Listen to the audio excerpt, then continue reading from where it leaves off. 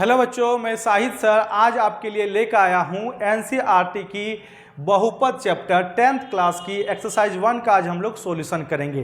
तो इस वाले एक्सरसाइज में आपके पास बोला गया है, ऐसा कुछ ग्राफ दिया हुआ है, उस ग्राफ को देख के आपको बताना है इसका कितना शून्यंक होगा।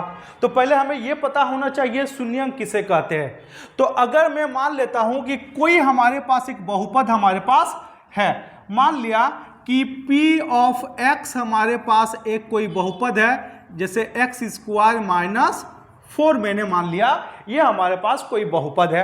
तो इसका शून्यंक कैसे निकालेंगे?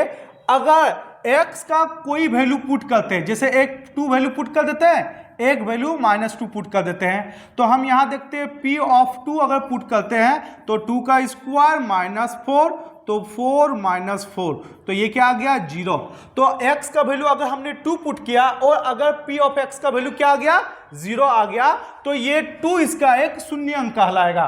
ठीक है, इसी तरह से p ऑफ -2 अगर हमने बात किया तो हमारे पास आ गया -2 का स्क्वायर -4, तो 4 - 4, तो ये आ गया 0। तो -2 का भी वैल्यू अगर पुट करेंगे तो ये क्या आ जा रहा है 0 आ जा रहा है। इसका मतलब -2 भी इसका शून्यंक है। तो अगर कोई भी हमारे पास बहुपद दिया रहे और x का वैल्यू कोई वैल्यू पुट करते हैं और p ऑफ x का वैल्यू अगर 0 आ जाता है तो वो x का वैल्यू वो शून्यंक कहलाएगा।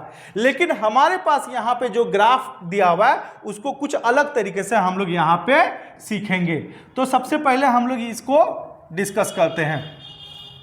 जैसे मैंने मान लिया कि ये हमारे पास y एक्सिस है और ये हमारे पास x एक्सिस है, ये y एक्सिस है और ये x एक्सिस है, और कोई ग्राफ में मान लिया कि इस तरीके से हमारे पास कोई ग्राफ गया। तो ग्राफ को देख के हम शून्यंक कैसे निकालेंगे? तो जब हम ग्राफ देखते हैं, सपोज ये ग्राफ है हमारे पास, ये ग्राफ यहां आई तो इसको कट की, मतलब x एक्सिस को क्या किया उसने कट किया, उसको प्रतिच्छेद किया, तो ये इसका शून्यंक कहलाएगा।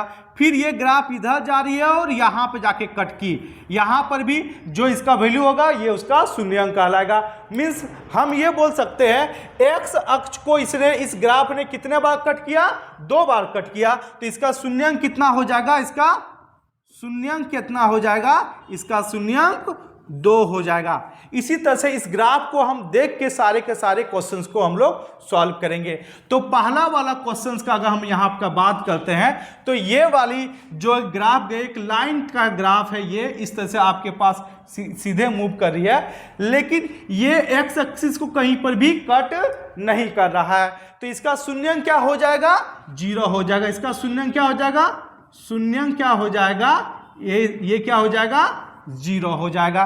तो पहले वाले का आंसर क्या हो जाएगा 0 हो जाएगा। दूसरे वाले ग्राफ का अगर देखें तो ये ग्राफ आ रही है और यहां पे कट कर रही है, तो इसका ये शून्यंक हो जाएगा। उसके बाद ये ग्राफ जाके इसको y एक्स को कट कर रही है, y एक्स का हम बात नहीं कर रहे हैं, हमें किसका बात करना है, सिर्फ x का बात करना है। तो इसका शून्यंक कितना हो जाएगा, इसका शून्यंक आपके पास आ जाएगा 1 आ जाएगा। इस वाले ग्राफ का देखेंगे तो ये वाला एक बार कट किया 2 बार और ये 3 बार, एक बार कट किया 2 बार कट किया 3 बार कट किया, तो इसका शून्यंक कितना हो जाएगा, शून्यंक इसका शून्यंक क्या हो जाएगा आपका 3 हो जाएगा।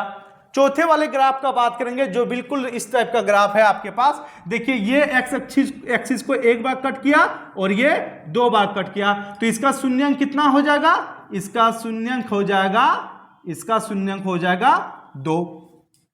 इस वाले ग्राफ का शून्यंक कितना होगा, शून्यंक कितना होगा, 1 हो गया, 2 हो गया, 3 हो गया, 4 हो गया। तो ये आपका इसका टोटल शून्यंक कितना हो गया 4 हो गया।